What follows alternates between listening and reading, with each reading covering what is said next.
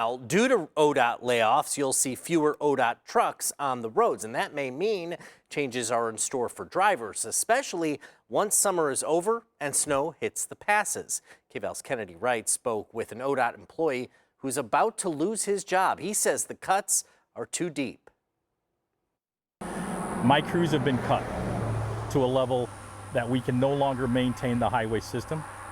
Road trips and even the commute home for Oregonians might forever be changed. After nearly 500 layoffs at the Oregon Department of Transportation, many former workers are saying it will be nearly impossible to travel to some areas in the coming months. I can tell you from my 18 years of experience that this road will be impassable this winter with the cuts. After 18 years of service, Dan Mertz, along with nearly 500 other ODOT employees, were notified they were being laid off effective July 31st. From responding to crashes to routine maintenance, he says things will begin to fall through the cracks. There will be nobody to come deal with the everyday pothole and the things that we deal with on a daily basis today.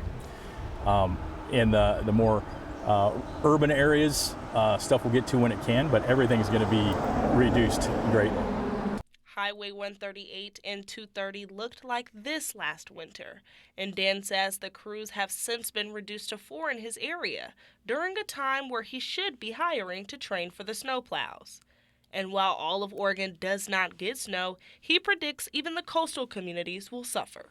It's hurricane force winds and tree events. If you're in the Great Basin, it's drifting snow and isolated communities. And these communities, the ones I mentioned before, and communities across the state are going to be cut off. Now a transportation bill did not pass during this legislative session. Julie Denny with ODOT telling me that without those approved funds, they were left high and dry. ODOT doesn't fund itself. We rely on the legislature to provide funding for us. She also shares the same sentiment as Mertz when it comes to the inevitable impact on Oregon, looking back to what they were able to accomplish during the flooding in Douglas County earlier this year, back when they had the funding. When we have a widespread weather event like we saw in March, our crews were stretched very thin. And with layoffs, we will have fewer crew members available to respond. And that means it's going to take longer to clear the road and make it safe for travelers. As for Mertz and the other ODOT workers affected, the future remains uncertain.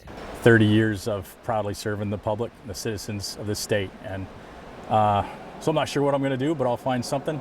Reporting in Roseburg,